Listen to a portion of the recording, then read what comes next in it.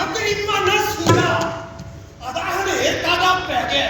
ਓਏ ਹਨੇਰ ਵਰਗਾ ਹਨੇਰ ਪਾਇਆ ਜੀ ਉਹ ਪਰ ਚਾਚਾ ਗੱਲ ਤੇ ਸੁਣਿਆ ਕਰ ਚੁੱਪ ਕਰ ਜਾ ਤੇਰੀ ਮਾਨਾ ਕੀ ਗੱਲ ਸੁਣਾ ਤੇਰੀ ਮੈਂ ਦੇ ਮਾਰਾ ਕਾਦੀ ਪੰਡੀਰ ਇੱਕ ਹੋਰ ਆ ਗਈ ਏ ਫੱਫੇ ਕੁੱਟਣ ਆ ਗਈ ਭੰਡੀ ਕਾਦੀ ਏ